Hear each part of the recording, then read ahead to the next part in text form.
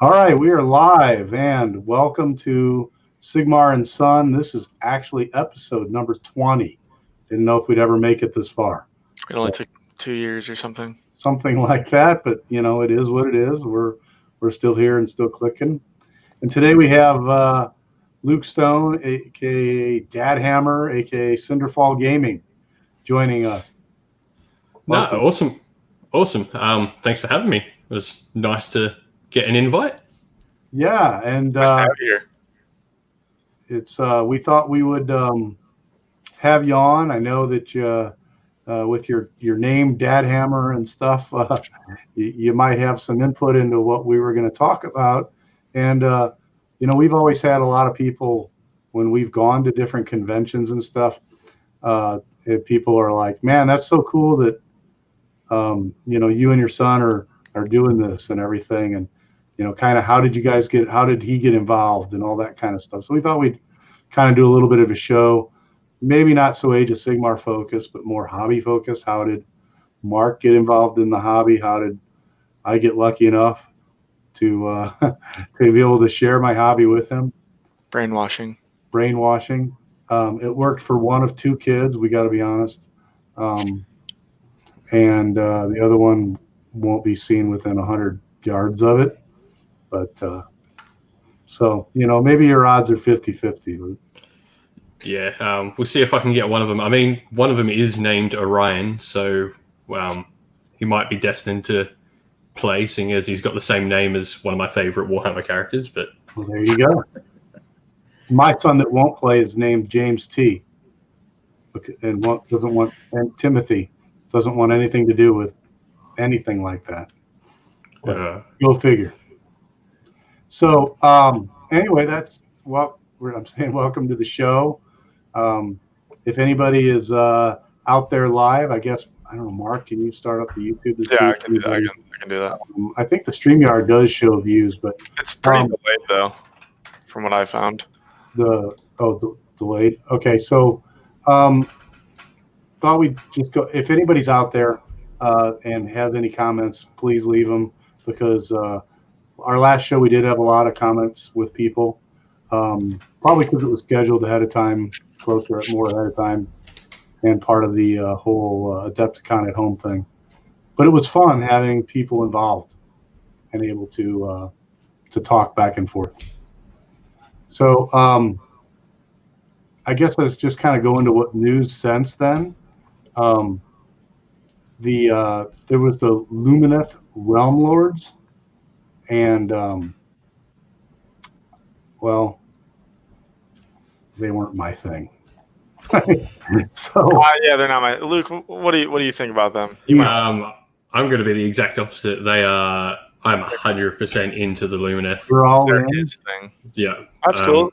That's good, because they get it to be somebody's thing, right?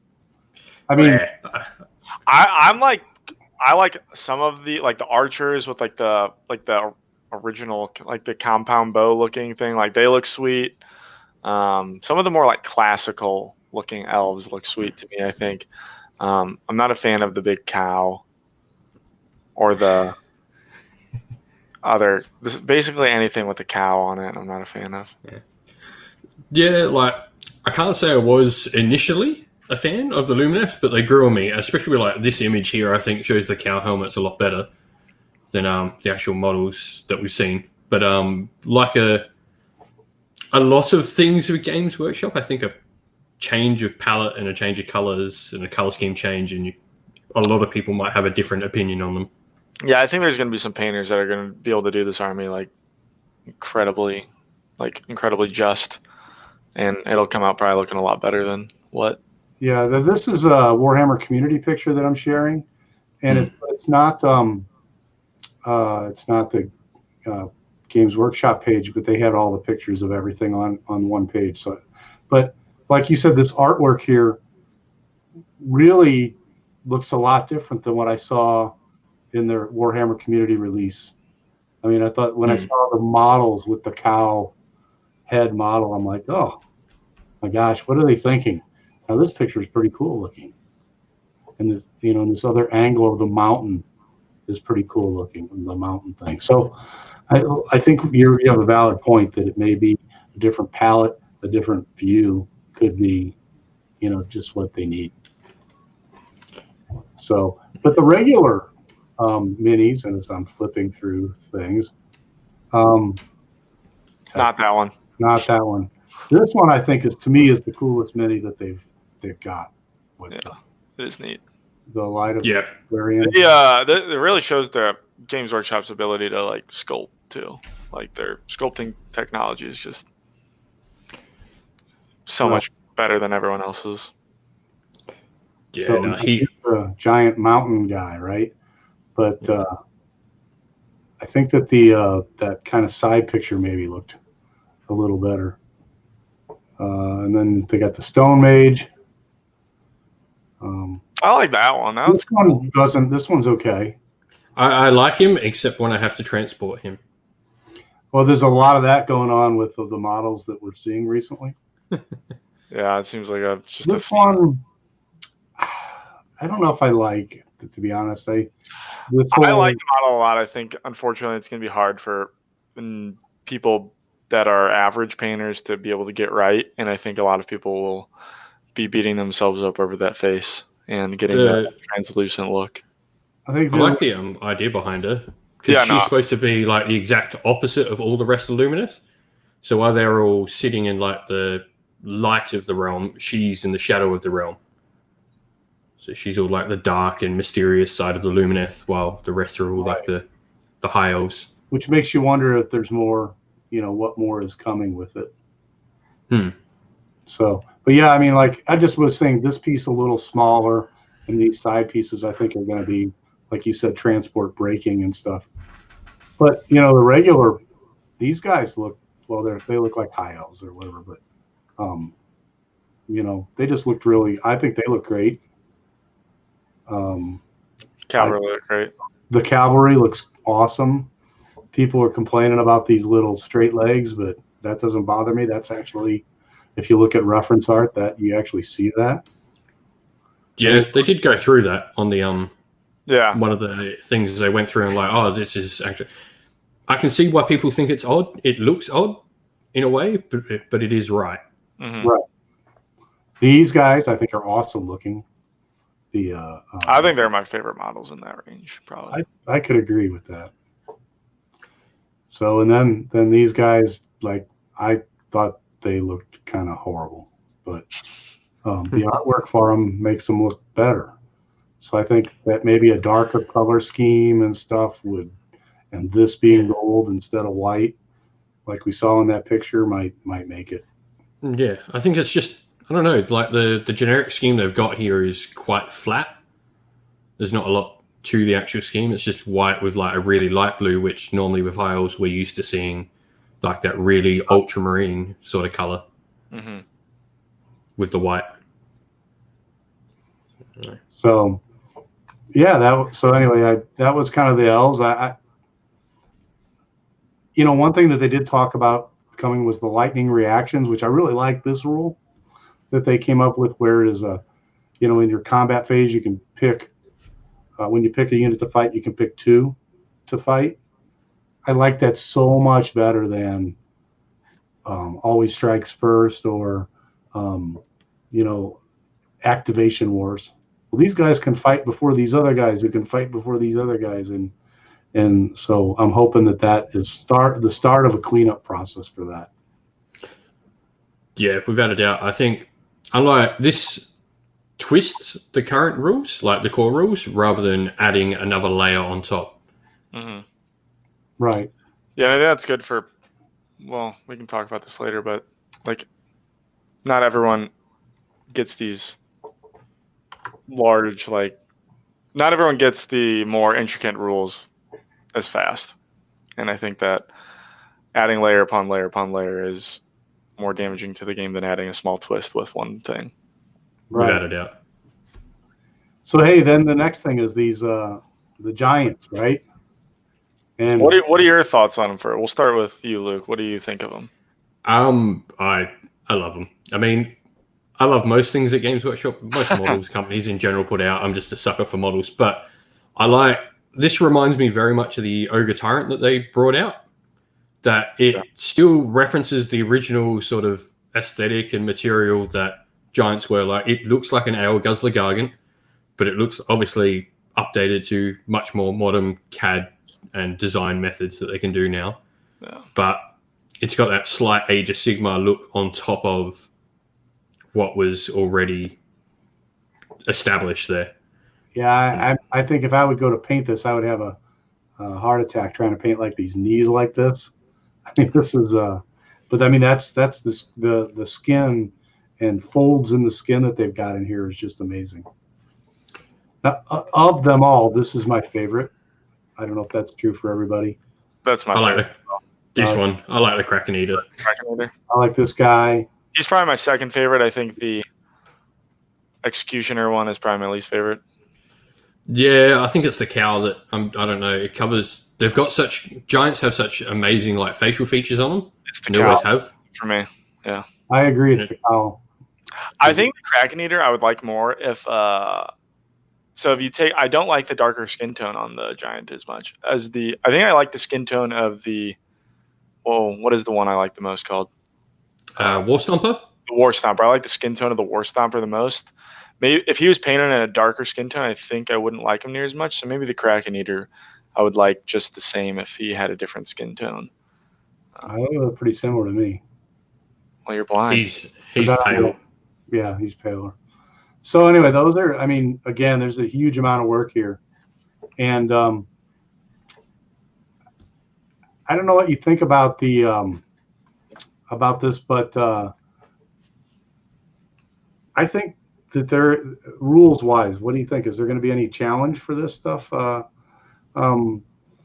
guess I was thinking there might be something where, the problem is these guys are going to have a base yay big, right? And if they move and they get within 3 inches of somebody, they're going to have to stop and all that. I'm almost thinking that they might be the guys that break that rule, that they could maybe move.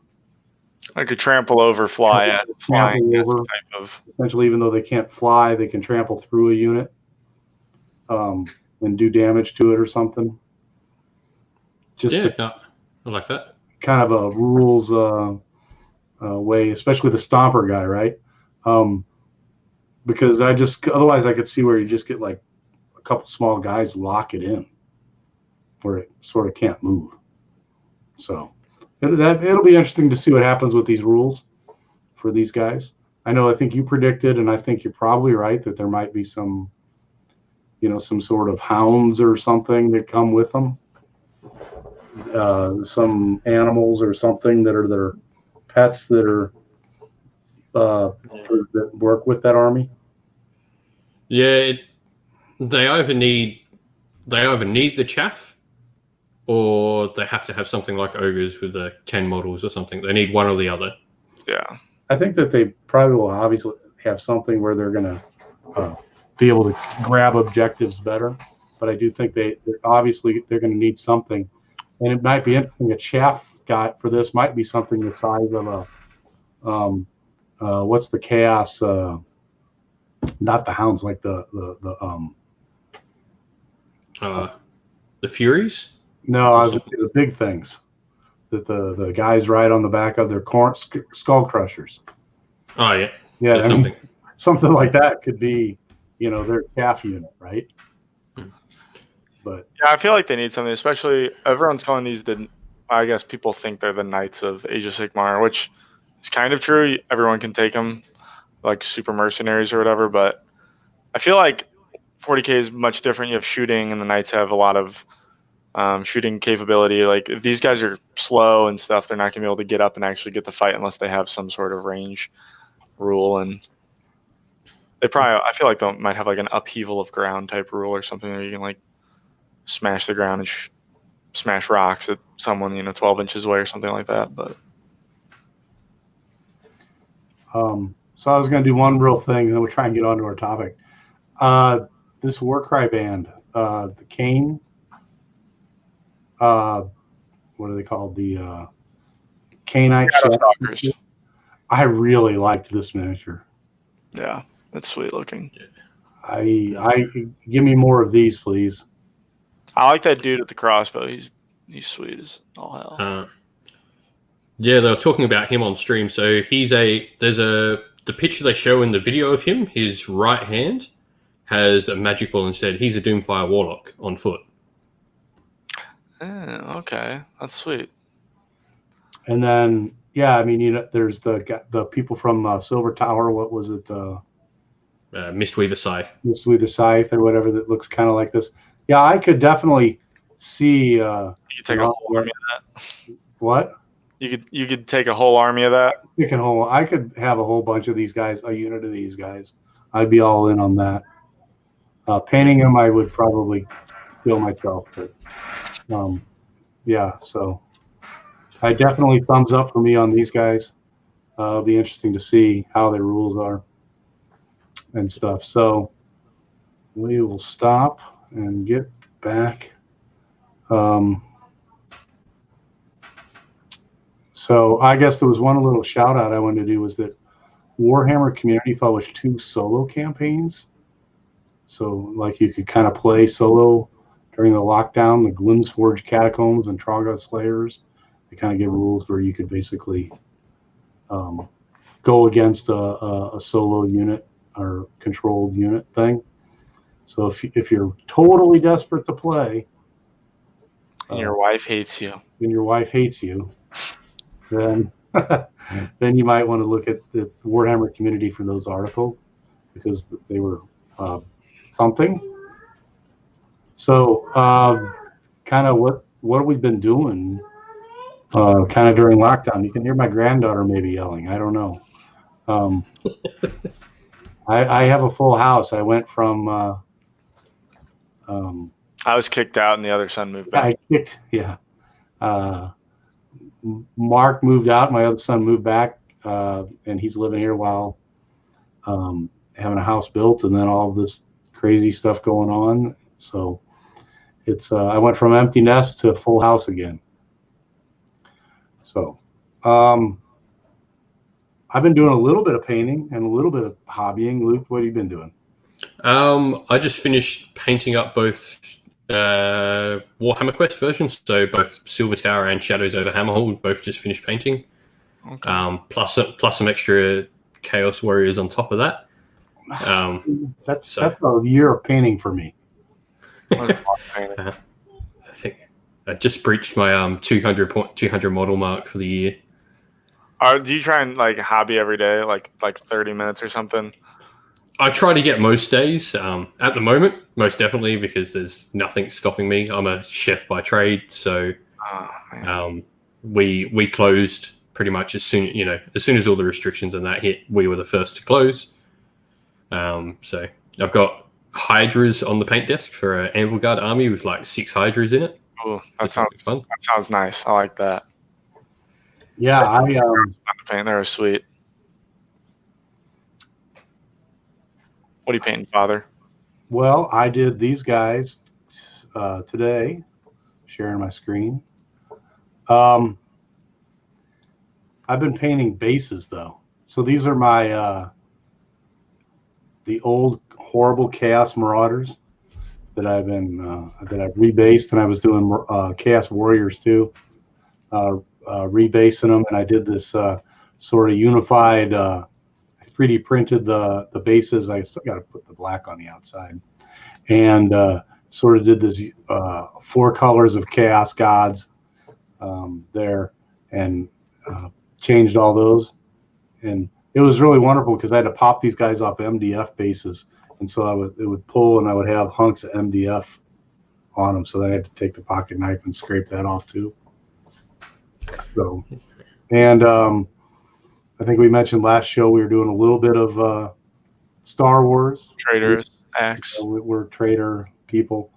I finally got my Obi-Wan Kenobi painted, and I don't really have a picture of it, but it's kind of messing with some of the object source lighting. So like the lightsaber, the blue from the lightsaber reflecting down on his armor. Trying to mess with a little bit of that, learning that. Mark, you've been doing. I also was painting Star Wars. Droids, right? Yeah, I have one right here. If I can, but oh no! But it's all contrast paint, and so with the show. Like 10 seconds. So that's pretty cool. Like contrast, dry brush, makeup dry brush just makes it so easy to it just looks good. I have two other things that I've been dealing with. But I got the Dread Saurian. 3D printed Dread Saurian. 3D printed Dread Saurian for when I want to goof around with. I had thought that they were going to the Seraphon were going to be my next army that I messed with, but yeah, I'm not sure. I've got to start collecting, and I've got 2 boxes of Skinks and a Bastillodon, so I haven't been started. So yeah, I've been planning out. I played Skaven, and then when Idoneth came out, I was all like, oh, Idoneth, and then I'm back on the Skaven train, so I'm planning out I'm thinking tomorrow I'm gonna go pick up the clan rats from his house and start painting some clan rats is the plan. Nice. And I started. It's kind of weird. We're going full circle because I'm probably going back to my Chaos. So this guy's Yep. Got. And your next army is going to be the Lumineth, yeah? Yeah, I say next army, but it'll be 100 other things. I'm just a hobby butterfly when it comes to it, really. You just buy it all. That's good. Yeah, this is. So I have my desk in a corner of the room facing out to the rest of my room, if that gives an idea of how big my hobby space is. Yeah. Mine's my base. Mine's bigger than my local GW, so. Oh, boy. My house is my entire hobby space. Yeah. So yeah, Luke, I think I asked you how old your kids are right now. But yeah. So Orion, my little boy, is 7 months, and then I've got my little daughter. She's 19 months, Harper. How about wow? So they'll be playing in no time. And and so you've been able to, you've been basically able to just keep painting and focusing on hobby at the same time. Yeah, having the kids and I guess the slowdown here, but yeah, I think I generally try and get like half an hour a night or something like that, just something to keep it going, or finish a stage or something is the way I try and do it. So, put the lead belcher on everything and wash it, and then that's it for a night.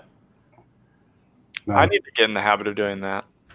I think I've been talking about doing that, where you do the hobby streak, and if the hobby streak is basically one night, you just take cover the black around there and you call it done. Then I think somebody said as long as you touch brush to paint, then it's good. So, kind of I was going to go into sort of our history of the way, we got Mark involved, or how Mark got involved. I wouldn't say we got him involved. But so as a kid, you were always interested in Star Wars, right? And so Jar Jar Binks was his hero. And so Jar Jar Binks is trash now. I don't know. A lot of people have gone full circle on that. He is the Dark Lord. Yeah, there's that stupid conspiracy going around or whatever. He was the Dark Lord of the Sith in charge of over Sidious. Anyway, so we was always interested in Star Wars, and I remember that there was some Star Wars card game that came out right around the same time as that movie, and I took it and made like and you just took numbers or whatever, and we would play War. I don't know if you remember, the old card game War, where the high card wins, and if you end a tie, then you flip out 3 cards, and then you flip the whatever, and whoever wins gets all those cards. So the high card wins, and you get all the cards, and finally whoever wins all the cards wins. I don't know if that's a game that we played with just a regular deck of cards. But we would play this little war game with him, with the different characters from Star Wars, and he seemed to like that and kept his attention. Back in my much younger days also, I did a lot of BattleTech, and I would have a group of guys come over, we'd play BattleTech, and I'd have him like throw dice for us and stuff. And so he'd always be kind of around. He'd have the models and stuff. And so he would say, I want to play BattleTech. So I created something called like Simple Tech, So we just like totally simplified it down. Like, okay, you need to roll a die, and you need to roll greater than the range the guy is. So count the range, And if you roll, then you hit the guy, then roll a dice to find out where you hit the guy. One, one you hit him in the head or something, and whatever you hit got destroyed. So totally simple, totally made up BattleTech. And he thought he was playing BattleTech. So, and then we kind of went from that. And then I asked to go to Gen Con one year. Yeah, well, I was going to say, leading up to that, though, was that you played Dungeons. A friend of ours got us playing Dungeons and Dragons miniatures. And that was, I don't know if you're familiar with that at all. It was a great little game. But they had the D&D minis, and they had like each one, it was like maybe 3.5 edition or 4th edition. They had little stat cards, and the stat card would just kind of be, I think Mark's probably going to stick one up here or something. This is like they came pre-painted like this. This is one. This is the Pit Fiend. Yeah, so they had pre-painted miniatures. They came like that. They were like randomly collectible in boxes, though. But it was a skirmish type game, so they had the maps and you could play. But again, it was fairly simple, easy to play. And you asked to go to Gen Con with me about that. And we went up there, and I would say he saw all the 3D miniature terrain, not necessarily D&D miniature, but just,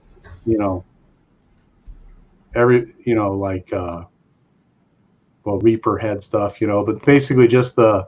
those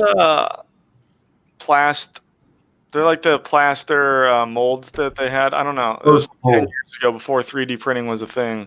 First mold. Yeah, the Hearst molds. Like someone had a giant dungeon of that, and you would like have a dungeon crawl using Reaper miniatures, and I just thought that was like the coolest thing in the world. Have you ever been to Gen Con before? Anything like that, Luke? Not really. I mean, the closest thing we've got down here is CanCon. Right. But most of the times I've been... Yeah. We've got no actual like miniatures convention properly. Like CanCon's just a gathering rather than a convention, if that makes sense. Right. And so like Gen Con is huge, and there's really not much of a Games Workshop presence there, or there wasn't when we were there. So, but yeah, it was just kind of, I think for him, eye-opening or mind-blowing. Just all the, I used to play a lot of Starfleet Battles, and it was not a game that is appealing to children or kids because it's like a little, the hex map with a cardboard counter on it representing your ship. It doesn't appeal visually to anybody, right? So just showing that up there, and the Reaper miniatures they used that sort of warlord system of their thing, but they made this huge dungeon, and it was a dungeon crawl, and they had I think you had like 6 miniatures maybe, 5 or 6 miniatures you controlled through the dungeon crawl, and there was like 6 or 7 people each trying to go through, so the groups could fight each other, or you could go and they'd like have like a little chest, and you try and open the chest, and maybe a monster would pop out, or you'd find treasure or whatever. But yeah, I think you sat and played that all day, multiple days. So we really love that. So, but then you were because of playing Warcraft, you also up there found the World of Warcraft trading card game, right? And I think that's where he really started learning tactics and everything. So you got very involved in that. And meanwhile, I kind of well, we had talked about playing the Reaper had their own game called, they had like their own system, Warlord, and we were thinking of playing that. But when you come home from Gen Con, and people are playing it there, but you come home from Gen Con and no one's playing the game. So it was what game are people playing here in St. Louis? And there's a Games Workshop store in St. Louis where people would play Fantasy on Saturdays. That was great. Yeah. So we started going down there and playing, and he bought the Isle of Blood. I was 12 years old at the time. Probably. And I would come down. He painted the Skaven for me, and I would come down and I would play the Skaven. Like it would always be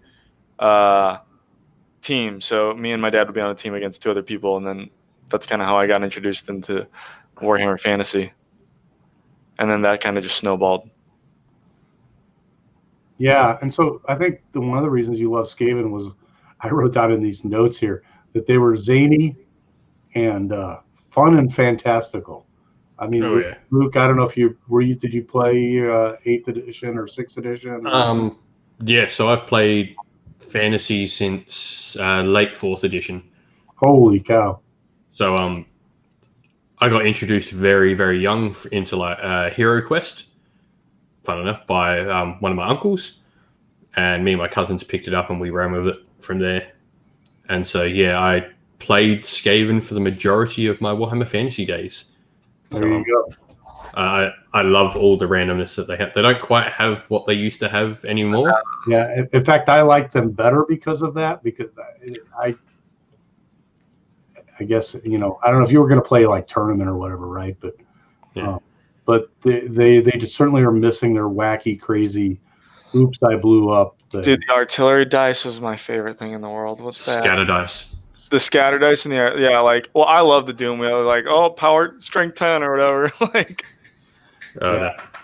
how many times my rattling guns I'd go, I'm going to roll the extra dice and then randomly spin and shoot my general in the face. Actually, I think my favorite thing in the world was trying to cast the original Dreaded 13th. Yeah. Or not the original, but the previous rendition of Dreaded 13th, and then you would, roll double 6s, and then your hero would just murder himself, get sucked into the void. That's happened many a time. Stuff with the double. Yeah. But yeah, that was that Dreaded 13th spell was like incredibly powerful. It was like a 21 or something to cast. I think it was 24, right? 24. Yeah, something ridiculous. And the idea of a Skaven player is that you were just trying to roll 13 because that was your irresistible force. Yeah. Yeah. So it's like, I'm going to sit here and cast this. And I would have so I think kind of taking a step back, I really did like the Warlord system. And I've gotten into miniatures games before, but, it'd be like, I'm going to buy this game. And then I can't find anybody to play it, And so, that was, but we're like, well, what game, do we? I'm gonna finally buy into Warhammer because that's what everybody's playing, and I probably should have done 40K because that is definitely more common, but that was just not my interest. So more of a sword and board family than a sci-fi family. Yeah, that's always been my thing. I like 40K, and like the 40K universe is so different from anything other futuristic. I mean, I've got a Primaris army over there that needs to get painted, but yeah, I'm always sword and shield. I grew up. Lord of the Rings is like my childhood memories. Well, I was always fascinated with. Dad's been going to Dungeons and Dragons every Friday for like my entire life, and I always would tag along and hang out while they played D&D a lot, and I would always ask questions and stuff. So I think I'm just more used to fantasy. I just think fantasy is cooler than sci-fi. Yeah, same. So, Luke, what does your wife think of all this? I'm in the lucky boat where my wife used to be a Twitch streamer for video gaming. So she's a nerd herself. So yeah, I'm one of the lucky ones that married the gamer girl. So she's pretty cool with it. I mean, with everything, it's always moderation. You've got to make sure that I do stuff with her that's not war. Like, even though we both like gaming, we need to do stuff that's not gaming for the gaming to be fun. Right. If all you're doing is gaming with her. Does she play Warhammer with you? Or have she will play. Yeah, we've started playing some. She prefers a lot more of the smaller style games with me, and especially cooperative games. So Warhammer Quest Silver Tower, without a doubt, is the thing we like playing together because it's cooperative against, like, obviously the bot systems in Silver Tower, which is the funnest thing for us to play. It's an interesting one because, like, I always see people, because I run all the Warhammer Facebook groups and all that stuff, and you see people going, "Oh, Yeah. I want to introduce my wife or my significant other or whatever," and they're always like, "She won't play a game with me." I'm like, "Are you trying to play a 2,000-point game with her? Because she does not care about that. Your wife doesn't want to." It's intimidating. Yeah, never start with that. So the way I started to teach her Age of Sigmar properly is we're playing the old skirmish rules, because there's like 5 models on the table. And people can think what they want to skirmish. It sort of never really hit off, I guess. But for teaching someone new and just for something fun, it's a great system. Yeah. Me and my dad were talking about it on the phone the other day, and we were talking about this show idea, and I was like, I think skirmish is the best way to teach someone the rules, because you get the core rules of you still get the core rules of Age of Sigmar, but only with 5 to 10 models. You don't have to keep track of 50 different things going on, and it simplifies a lot of the rules going on. Yeah, we've added it. It's funny that you mentioned that, because I think we said start small. Don't throw everything at them at once, and consider skirmish. Yeah, because essentially that's what that does. Now I haven't played Warcry. Have you? I don't know if Warcry's possible. Warcry is a completely different game. So right. If you're trying to teach someone Age of Sigmar, don't do Warcry. It's fun. Like, Warcry is great in its own right, but it's not Age of Sigmar. But if you're trying to get them into the hobby, just miniature gaming hobby in general, you think it's a good way to get them in, or you think it has some complications that too complicated, maybe aren't so fun for a new person playing it? It would depend what you're trying to get them in on. So the problem I see with Warcry is that at its core, it's a very different game to both versions of Warhammer, because it's alternating activations. Right. So right there, you've got a serious game mechanic that is very different to how Warhammer, the I-Go works. Mm-hmm. So the good thing about skirmish is literally, as you said, it is just Warhammer, Age of Sigmar played with 5 models. Right. Yeah, it's still the same game, just baby version. Yeah. I guess my thought, if you were going to try and introduce somebody to actual AOS, the skirmish is a good way to go. And then maybe, you might introduce units where they're at the minimum unit size, and so basically just try and don't overwhelm somebody, right? So you might have 2 or 3 units of 5 or 10 models a piece or something. Yeah. Great way for that, Path to Glory. That's good. Yeah, that's smart. Because it literally is that you'll play with a hero, and depending what it is, no more than like 5 units max, and they're all minimum sized. Yeah, and I think like if you were doing skirmish again, maybe you might want to start with, if you had a caster person. And there's a lot of ways to break skirmish, so. Oh yeah. But if you had a caster person, maybe you only use Mystic Shield and Arcane Bolt. None of the goofy stuff. No pink horrors. Hey, look, I have a pink horror. It gets to cast a spell. Oh, and this pink horror gets to cast a spell. No, our worst one. So I played skirmish with the wife. She took a Knight Incantor. She was just using the Stormcast we had. And the Knight Incantor spell does a mortal wound to every model within every unit within 18 inch. So in skirmish... every unit, yeah. She was taken off my whole warband in one spell. She said, yeah. Piggybacking off of that, if you are introducing someone into a game, I have found I've tried to introduce some of my friends into Age of Sigmar or just wargaming in general. Let them win. Yep, we've added out. Give them the more powerful stuff. Let them do cool things that aren't extremely complicated, that don't overwhelm them, that they're like, this is awesome, and I beat you. You've been playing for 10 years.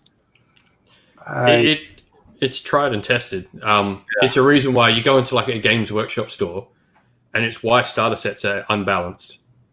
So you look at the Nighthaunt and Stormcast in the current like Soul Wars starter set. The Stormcast are like over 1,000 points. The Stormcast is only like 600 points of Nighthaunt. Right. And there's a reason for that, because if you go in and you ask for a trial, like a test game, they will give you the Stormcast every time, and they'll take the Nighthawk because the idea is that you can't possibly lose that game to them. I've actually never thought about that. And it's very smart, though. Well, I think like Isle of Blood, the elves versus the Skavens.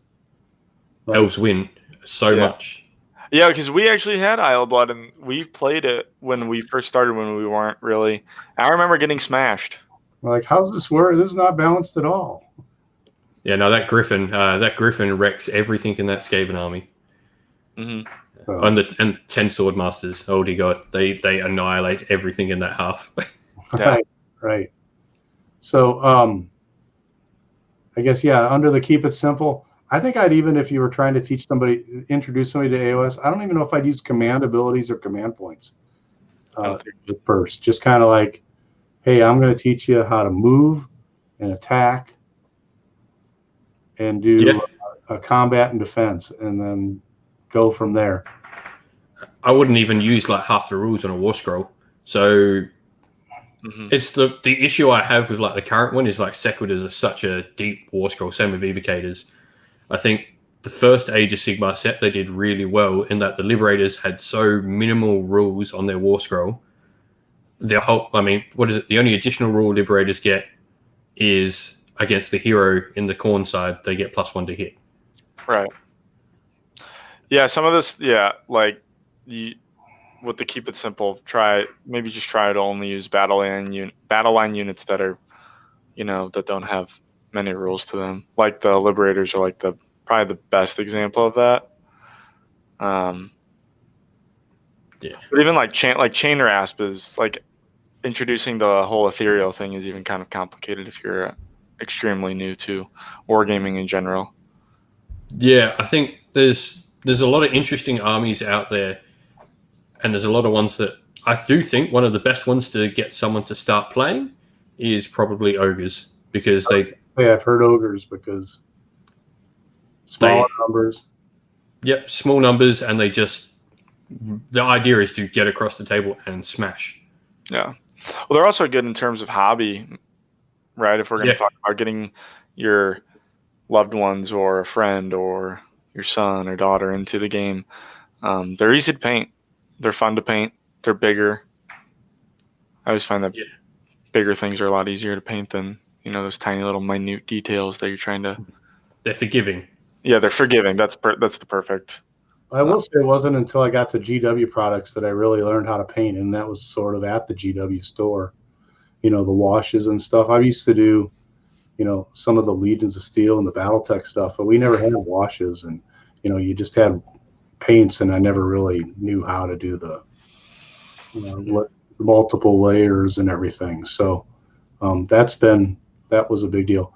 But I think that, Mark, you hit on the thing that that the paint or the hobby, not even the gaming, is a whole other area that you can get your kids or your significant other or whatever involved in, as far as just spending time and sitting and painting, maybe if you have that time. And if they're artistically, so some people could be artistically inclined, but not necessarily gamer inclined. Like Faith, Kent's wife, she'll play D&D, but she likes to paint the minis, but doesn't want to play Warhammer. Right. Yeah, without a doubt. And that's an interesting one, because it's like you can get your partner, or like you're saying, children or that involved. It might not be the game that you get involved and do the hobby with them. It could be the painting, and that'll be more than it appears. It might not be playing a war game, but all of a sudden, if you're, I don't know, painting an army up for a tournament and you got your partner or your child there, you can get them to paint base coats with you. Yeah. Right.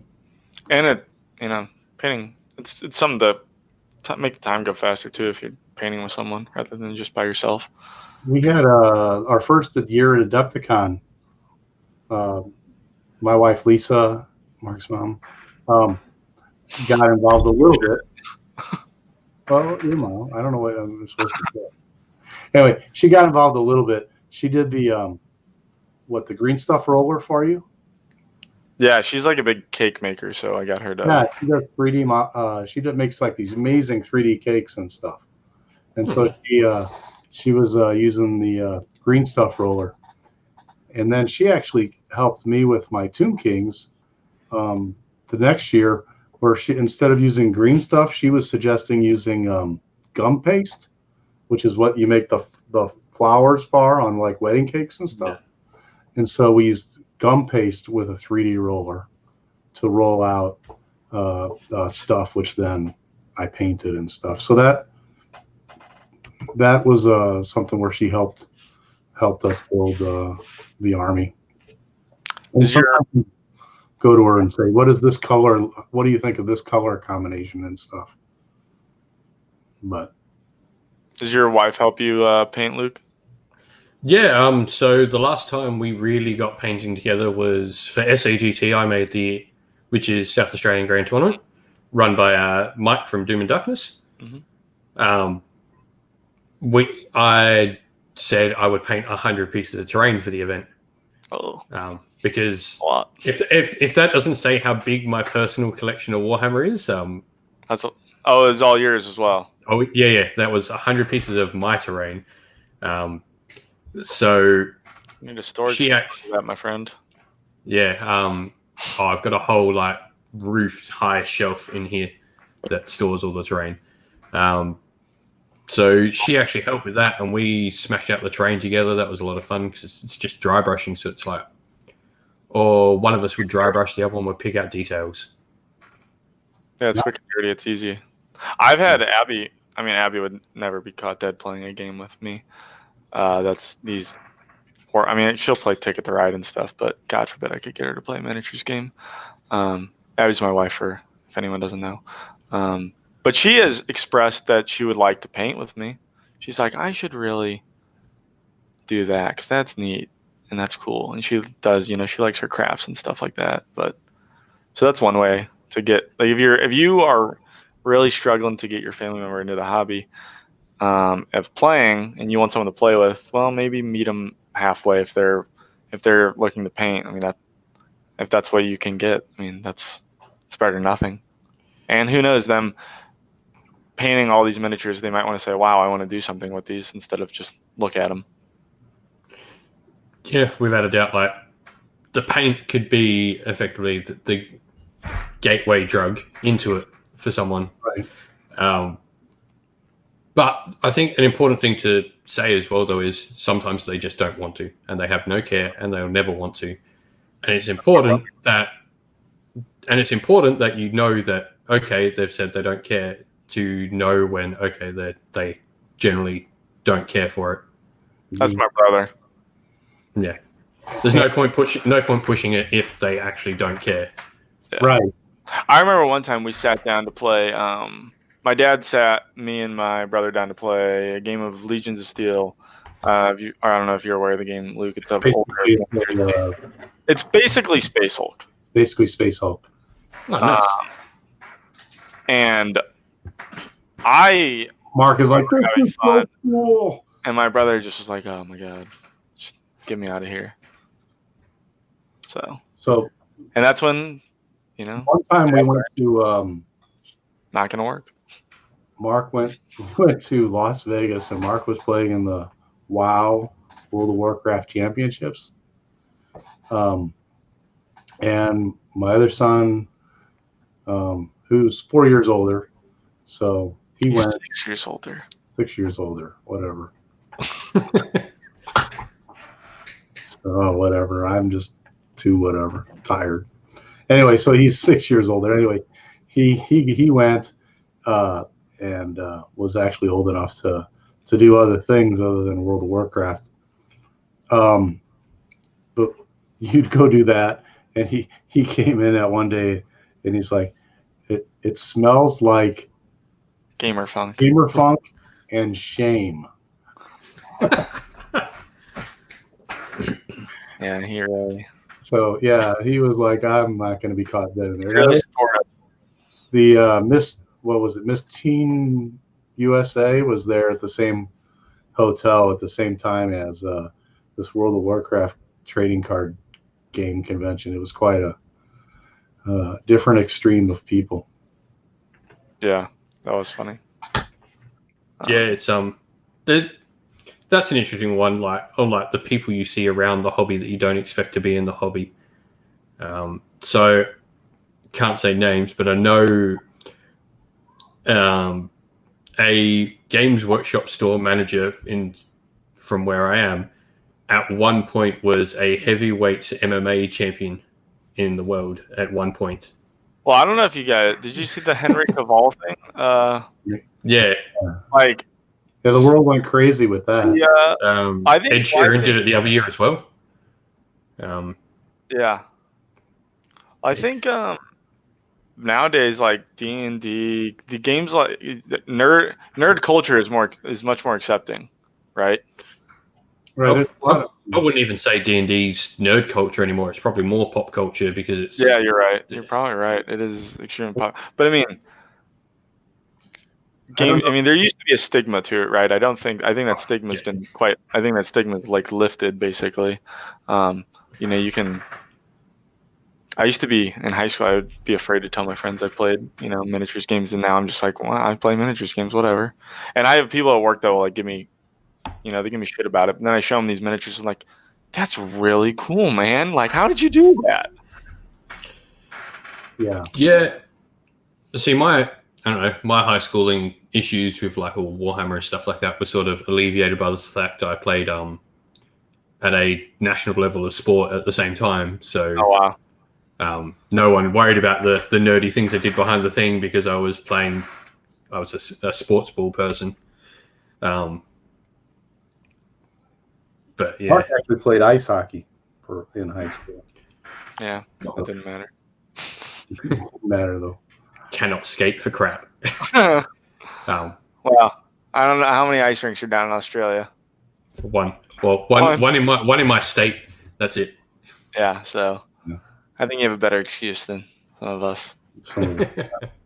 So I kind of got to my list of things. Oh, I was going to say, I think you actually hit on, I was going to say Games Workshop board games or even other board games. I think Mark said Ticket to Ride. Sometimes in the miniature game or the Age of Sigmar may not be their thing, but there's a lot of great games out there that, maybe that's something somebody might be interested in, and they could grow into the miniature game. Yeah, and a lot of board games now are coming out with miniatures as well. Like it seems to be a big growing trend is board games with like, things like Gloomhaven or Shinobi or there's a ton of Rising Sun. Yeah, it's like ungodly list of them. Yeah, games per se, but they've got miniatures in them. Yeah. Yeah, a lot of them happen to be dungeon crawls. Yeah, Super Dungeon Explorer. WizKids has the one. Sorry, can't remember. Mage Knight. That was the one I was going to say. There's Mage Knight and stuff like that. But yeah, there's a lot of miniatures in the game. They don't necessarily make it a miniature game. But they have miniatures in them. Might get people interested in painting and stuff. And I was going to say the other thing I thought was, I think basically going back to what Mark was saying with the Reaper thing at Gen Con, I think you could use or make, I know you mentioned Path to Glory, and I think that's a great idea. But you can maybe make up your own little dungeon crawl type rules. Kind of you being like, for a younger kid or whatever, you could be like the quote unquote dungeon master or whatever, and you could kind of give them go, well, here's your minis, and kind of like skirmish, like here's this one guy does this card, this other guy does this card, but then you turn the corner and hey, there's some of these orc guys and you could fight them or that sort of thing. I think if you turn it into like a dungeon crawl using some of the Age of Sigmar combat rules, I think that that might be the way to introduce people into it as well. Without a doubt. I mean, it's games with that exact system, so Hero Quest and Space Crusade and all that is how I got into the hobby myself. And so you've obviously got the more modern version of which is Warhammer Quest, so whichever it is, Silver Tower, Shadows over Hammerhall, or that. Blackstone Fortress, which I need to go grab because apparently they're releasing the last one of it now, so it's probably going to be discontinued in the next year or so. Yeah, and those were pretty cool. They're probably a little more complicated, But yeah, certainly you have a lot of ways to play that, and it's kind of got the choose your own adventure. Yeah. In it. And so, yeah, I totally forgot about the Silver Tower. I think that's a great idea. I've not played it yet. I need to. So, if you can find a copy, get it because it's fun. Steal my father's. yeah, I actually painted the whole. I have the whole thing painted up amazingly. Yeah, like I said, I just finished it. Another good one, like you sort of touched on it before, like to get someone interested, is actually use like more known about pop culture. So you guys were talking about Star Wars. You've got games out there for like Harry Potter and Marvel Crisis Protocol, the Batman miniature game from Night Models. Right. Yeah, it's kind of like if you're already interested in it, try and find something that is. Yeah, I always thought Abby would be interested in the Harry Potter miniature game because she's a huge Harry Potter fan. Like, get her interested in painting that and stuff. And then, yeah, she's talked about it. She likes Star Wars a lot, though. So, yeah, the Harry Potter one is a board game now, though. Yeah, so, I've got to pick it up because my wife Mia is quite a big Harry Potter fan. She likes Harry Potter. Yeah. So we'll probably pick that up and give it a try. I mean, and even tabletop games, like, what is it? You got the Song of Ice and Fire, Game of Thrones out now. Mm-hmm. Yeah, if you can take IPs that they like and get them to, break the ice that way. Yeah. Well, I'm pretty much out of ideas and topics. I don't know, Luke, if you have anything you want to add. I think that this is the way we went about it. I think one thing Luke said, the most important thing is, if somebody's not interested, don't push them, because it's just going to make things worse, I think. But, maybe a little bit of something, then they show a little more interest and a little more interest. And you can kind of grow their desire to learn more. Yeah. You don't have to force them, but like with me, I mean, there's definitely around it. You know what I mean? If your kids are around, or your family, or whoever you're trying to, I mean, for me, I was always around you while you were doing nerdy things. I would sit and watch you play like EverQuest and stuff like that. But if you just are, it's like simple introductions, like small, like you don't have to be like, hey, play this game. Just, if you show them like things that interest you, they might take up on it.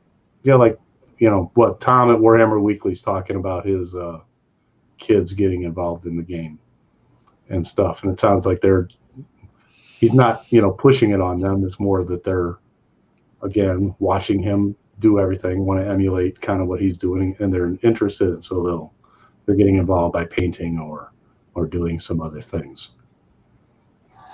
Hopefully he doesn't all rule the later on them. I'm sorry, that only happens during the move phase, and that's not a move. That's a... don't worry about none of that when you're playing with kids. Like, my little brother's 8 years younger than me, so I introduced him into Warhammer. We sort of still play. He's looking to get back in with the Lumineth because he used to have high elves back in the day. But when I was like introducing him to play, it was, that's not 6 inch. You don't worry about that. You just let him measure where he thinks it's measured to, do his best. Sure. Especially with like children or younger players, you don't worry about being specific with anything.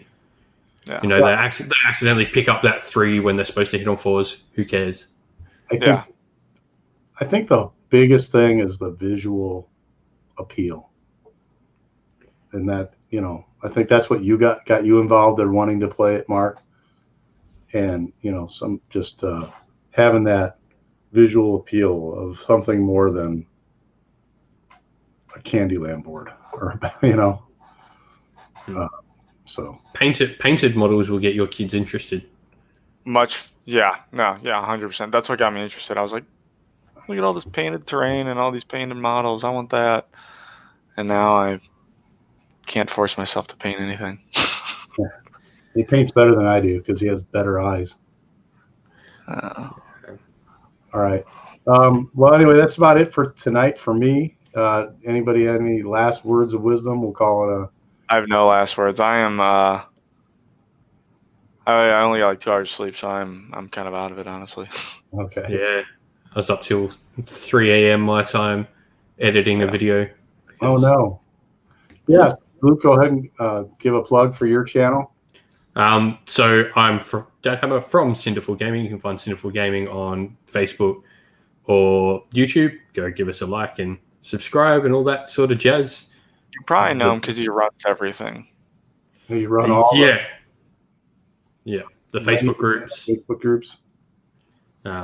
Including probably the most important one, if you are a wargaming dad that watches it, go join the Dad Hammer Support Network, which is a Facebook group all for wargaming dads. Doesn't matter what game you play. And we've even got people not like so much wargaming in there now, from like card games and video games and stuff. Just gaming dads in general. Everyone talks about dad sort of stuff in there relating to gaming. So you're finding, when you're, shit, my kid's sick and I miss out on the tournament, you've got someone who understands how you feel about that. It's like, you say that to a normal other dad that's just your friend. He goes, toughen up, sweetheart, but don't quite get the connection that you have about it. Yeah, they don't realize I've spent 6 months painting this stuff. And now a kid's sick and I can't go. Right. This sucks to me. Yeah. But yeah. So that's more than any other group I run. That's the best thing and the best one to run. Yeah, we'll have to check that out. Although mine's more going to be like Granddad Hammer. Yeah, we've got a couple of grandparents in there actually at the moment, so which is cool. You're making yourself seem old, Dad. That's because I am. But I get to retire much sooner than you guys. Let's see how that works. See, I'm a chef. I just choose to lose a finger one day and then I'm retired. There you go. Now, total off the wall, but you're a chef. What do you have a specialty? So I've mainly worked in Italian and Greek cuisine most of my life. I've dabbled in French. I've been a chef since I was 13, so I started my apprenticeship when I was 13. So, oh wow, 15 years in the industry now. Wow, Italian and Greek, man after my heart. So, okay, we'll call it here. Thanks for taking a view. We'll throw in the thing we always supposed to say much earlier. Remember to subscribe, hit the like, hit the whatever. If you guys like the channel, let people know about it. And we'll try. Mark and I are going to try and, like I said last time, be a little more regular and get at least one show out a month, and so we can try and get back on schedule with this and kind of get more into Age of Sigmar. So that's it for now. We will talk to you later. Goodbye, everybody. Ciao. bye. And broadcast.